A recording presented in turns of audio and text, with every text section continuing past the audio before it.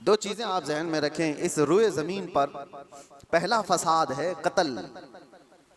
اور وجہ کیا بنی قتل کی؟ عورت.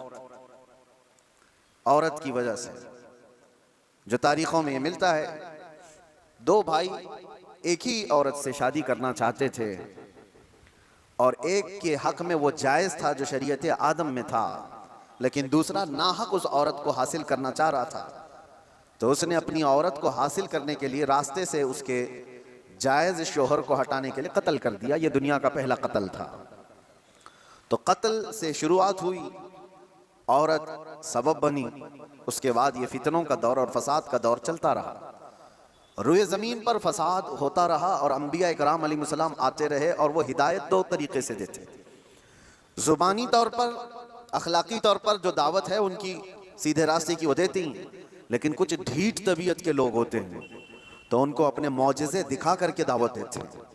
کچھ لوگ ہیں جب تک ان کو اچنبے والی چیز نظر نہ آئے تو ان کی طبیعت ایکسیپٹ نہیں کرتی. تو اللہ کے نبیوں نے معجزے بھی دکھائے ہیں. معجزہ نبی کے حق ہونے کی دلیل ہے. یہ دو چیزیں جب نہیں مانی قوم نے، پہلے ان کی واضح نصیحت، دوسرے ان کے معجزے سے بھی نہیں مانی، تب پھر تیسری چیز ہے اللہ کا عذاب. اللہ کا عذاب آیا اور انہیں گھیر لیا. اور یہ تاریخ میں ایک بار نہیں بار بار ہوتا رہا. رب تبارک و تعالیٰ مہلت دیتا ہے ظالموں کو. اور قرآن پاک کی وہی آیت میں نے آج آپ کے سامنے تلاوت کی. اللہ فرماتا ہے وَلَا تَحْسَبَنَّ اللَّهَ غَافِلًا عَمَّا يَعْمَلُ الظَّالِمُونَ. لوگو یہ ہرگز گمان مت کرنا کہ اللہ تبارک و تعالیٰ ظالموں سے بے خبر ہے.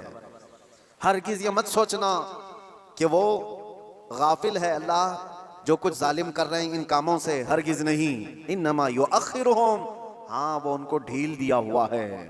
لیوم تشخص فیہ الابصار، اس دن تک کے لیے ڈھیل دیا ہوا ہے جب سب کی آنکھیں انہیں پہچان لیں گی اور دردناک طریقے سے ان کی گرفتاری ہوگی. ظلم کیا چیز ہے اس کی ڈیفینیشن ضروری ہے ہر انسان کو معلوم ہونا.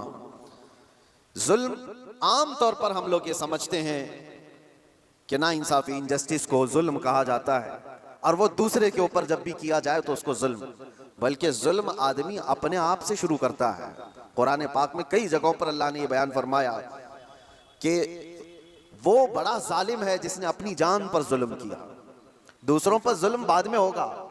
تقریباً انسان اپنے آپ پر بھی تو ظلم کر رہا ہے. اپنے آپ پر ظلم کیسا ہوگا؟ اپنے آپ پر ظلم کیسے؟ اپنے آپ پر ظلم یہ ہے